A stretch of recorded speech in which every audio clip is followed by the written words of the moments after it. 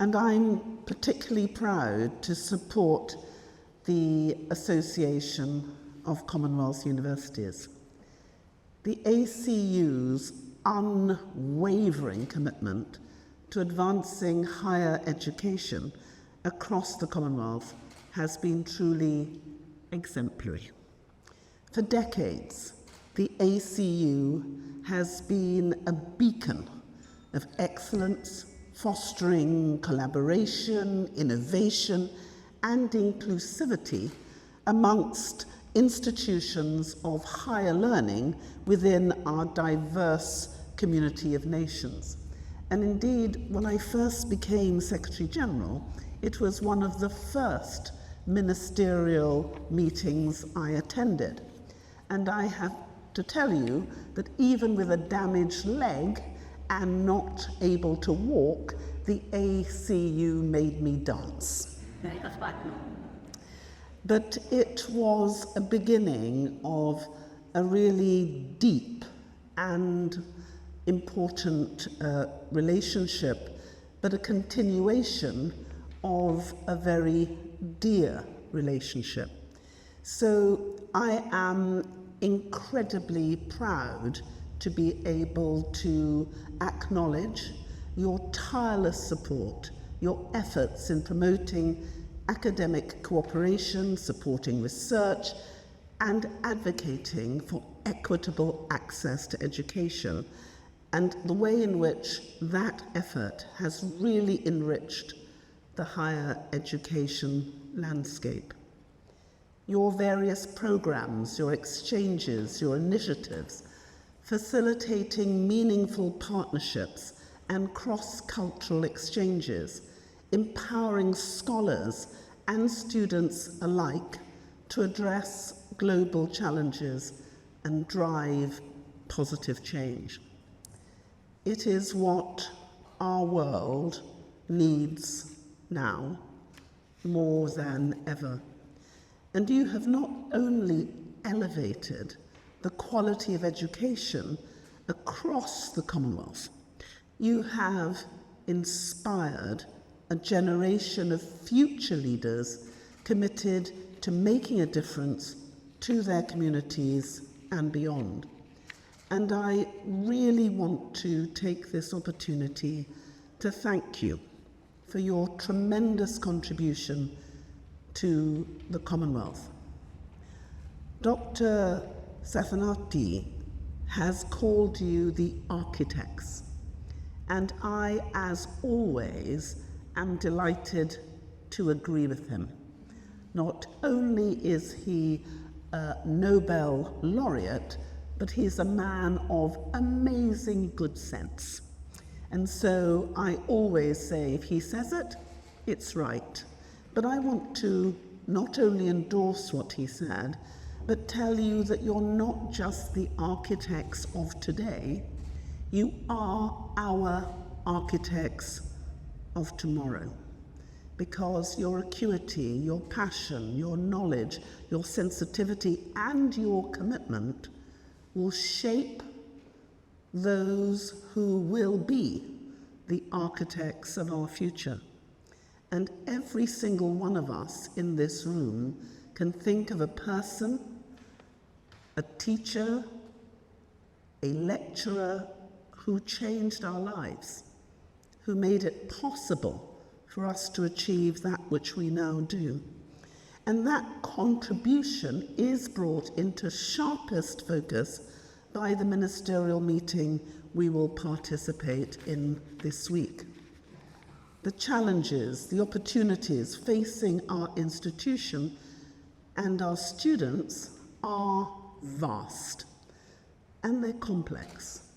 And it is imperative that we come together to navigate them effectively.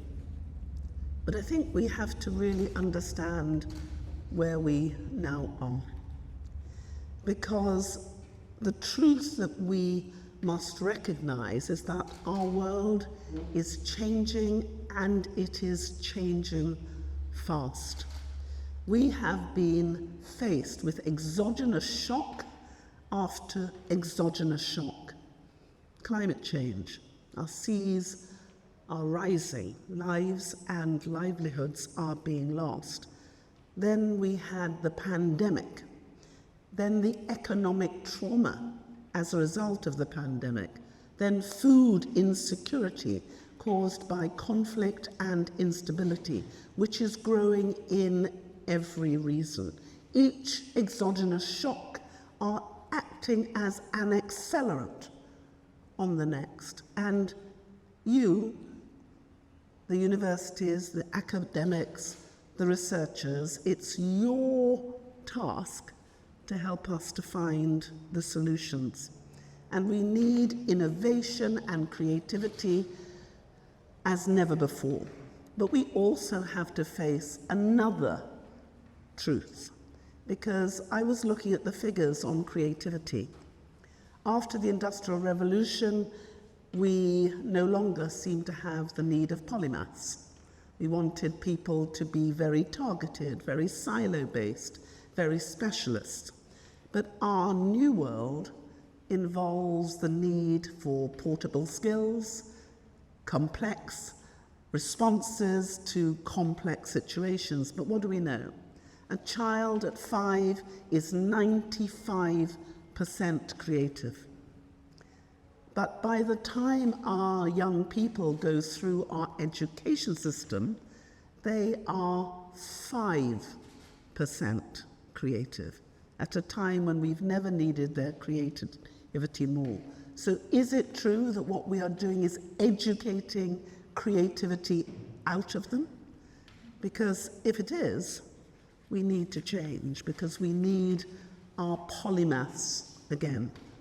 And so the challenges and opportunities facing our institutions and our students are really vast. And this pivotal role that I've spoken about is really important. And there are 4 themes in particular I want to highlight. The first is finance and funding.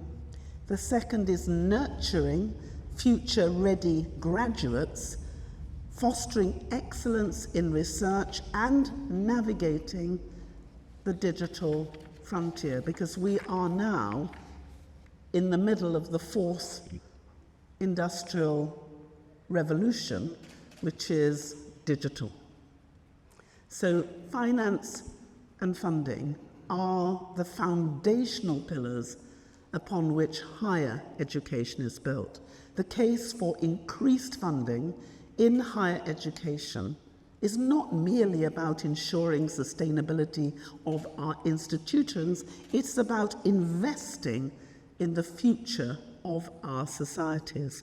So we must advocate for greater financial support in recognition of the far-reaching returns on the investment and what they will deliver, not only for our institutions and their capacity to unlock pathways to social mobility and economic prosperity, but what we will give to the next generation who will face the problems that we, our generation, have created. And we need the nurturing future-ready graduates, and it's paramount in today's rapidly evolving job market.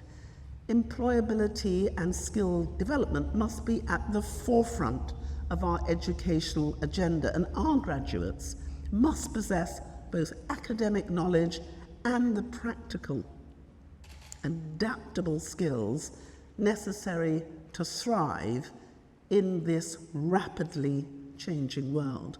So by equipping our students with the tools that they need to succeed, we really do empower them to shape their own futures and shape our future society too. And this is so important in an era characterized by rapid technological advancement and economic uncertainty, in which our success will depend on our capacity to understand, harness, and master transformative technology. So fostering excellence in research is essential in unlocking the true benefits of the transformative technology. And research lies at the core of higher education, fueling discoveries which have the potential to transform industries, address societal challenges, and propel human progress. I was just thinking about how much change has come in the last 10 years. We have more change in the last 10 years than I think we've delivered in the last 100. And it's getting faster and faster and faster. So in cultivating a culture of excellence and collaboration within our institutions, we can harness the collective ingenuity of our Commonwealth family to tackle the pressing issues of our time and drive positive change on a global scale. But the one thing I've learnt is the one thing we cannot do is do it on our own. We need partnership.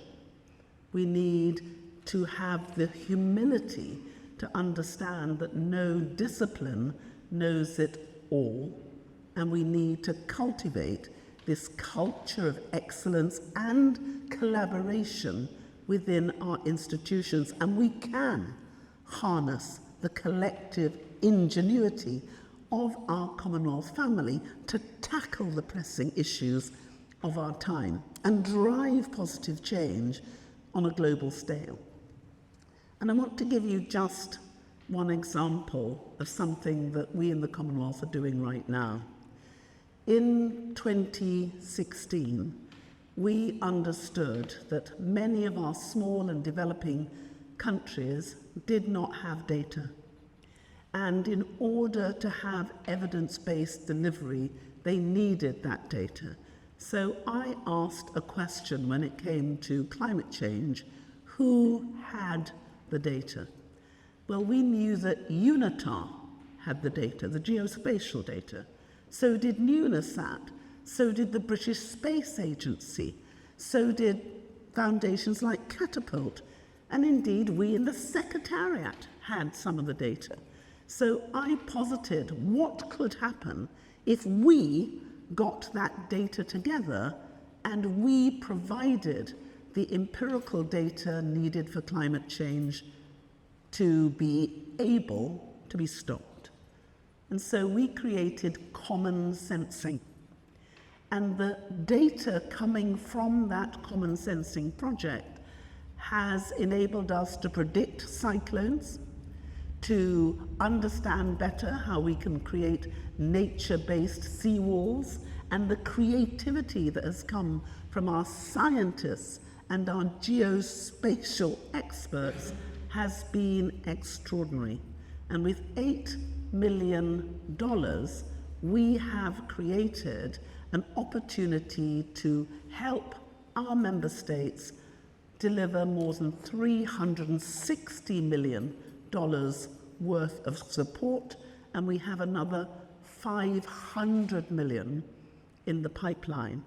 But the real genius is in those who've helped us: the universities, the professors, the scientists, the analysts who've made this real.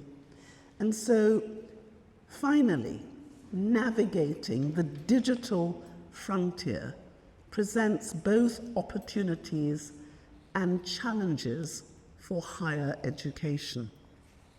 Digital access and artificial intelligence have the potential to revolutionize learning and research, democratizing access to education, expanding the frontiers of knowledge, and opening up new avenues for collaboration and innovation. But the impact of that potential will be unfairly shared unless we take action to close the digital divide. All students, regardless of their background or their circumstances, must have equal access to the tools and the resources they need to succeed in this digital age. To live up to the true meaning of the word commonwealth, we have a responsibility to plan and work for greater inclusiveness and equality of opportunity, particularly for young people from poorer, more remote or marginalised sections of society.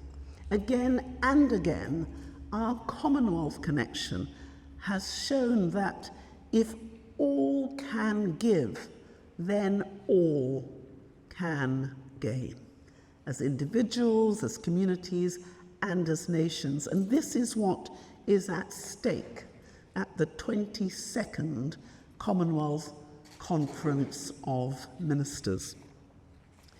So here, this evening, ahead of our vital meeting, let each of us commit ourselves to the pursuit of excellence in higher education. Let us commit to advocating for more funding, to nurturing future-ready graduates, to fostering excellence in research, and embracing the opportunities present by the digital age. And I was so grateful to listen to everything that our Minister, Baron, the great Baroness herself, had to say, because rumour has it that she may have her lever on that special resource called money. And she is a woman of great good sense and acuity. So I'm sure this will have a great impact on her and every other minister that you can speak to tomorrow. The Commonwealth can play an indispensable role in harnessing the best of higher education to promote inclusive and sustainable employment and prosperity. But we have to come up with the evidence. All of you know I am a lawyer to my core, and therefore I always say, give me the evidence. Our ministers cannot argue for more funding unless we come up with the data and the evidence and the ability to show them how it can be done and why education is so pivotally important to every other element that they must succeed in, that we need collaboration. So let us be confident, let us be united, and let us be bold enough to strive together so that we can ensure that higher education remains a beacon of hope and opportunity for generations to come. I am so determined that little girls like me, and you all know that I was born in the small but beautiful island of Dominica. I am one of 12 children. I am my parents' 12th only child. I'm number 10. And they absolutely believed that education was what they could give each of us to succeed. And it would break my heart if I thought there was anywhere in the Commonwealth that a small child, a girl who looks just like me, did not feel that she had the opportunity to do far more than I have ever achieved. We have to remember there is real gold in our people, and you don't have to dig very far to get it, but every single one of our children deserves the chance, the opportunity to shine. And I know that the people in this room are dedicated to doing that. So can I from the bottom of my heart, say to each and every one of you a profound thank you.